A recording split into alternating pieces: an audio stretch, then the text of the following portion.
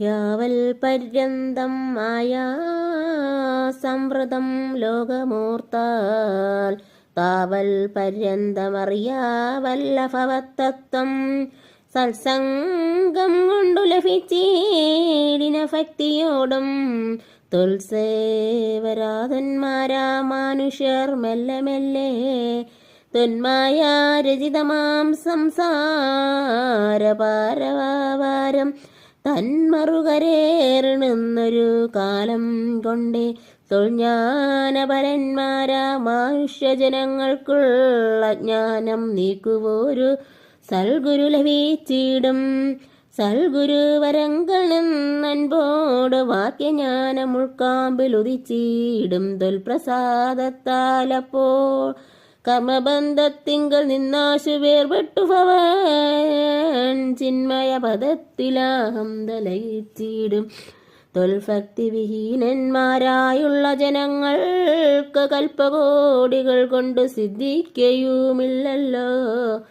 വിജ്ഞാനജ്ഞാനസുഖം മോക്ഷമെന്നറിഞ്ഞാലും അജ്ഞാനം നീക്കി തൊൽബോധം മമ സിദ്ധിക്കണം. ആകയാൽ തൊൽപാദ പത്മങ്ങളിൽ സദാകാലമാകുലം കൂടാതൊരു ഭക്തി സംഭവിക്കണം. നമസ്തേ ജഗൽപദേ നമസ്തേ രമാപദേ നമസ്തേ ദശരഥേ നമസ്തേ സദാംബദേ നമസ്തേ വേദപദേ നമസ്തേ ദേവപദേ നമസ്തേ മഘപദേ നമസ്തേ ധരാപദേ നമസ്തേ ധർമ്മപദേ നമസ്തേ സീതാപദേ നമസ്തേ കാരുണ്യാബ്ദേ നമസ്തേ ചാരുമൂർത്തേ നമസ്തേ രാമ രാമ നമസ്തേ രാമചന്ദ്ര നമസ്തേ രാമ രാമ നമസ്തേ രാമഭദ്ര സന്തതം നമസ്തുതേ ഭഗവാൻ നമസ്തുതേ ചിന്തയേ ഭവചരണാംബുജം നമസ്തുതേ.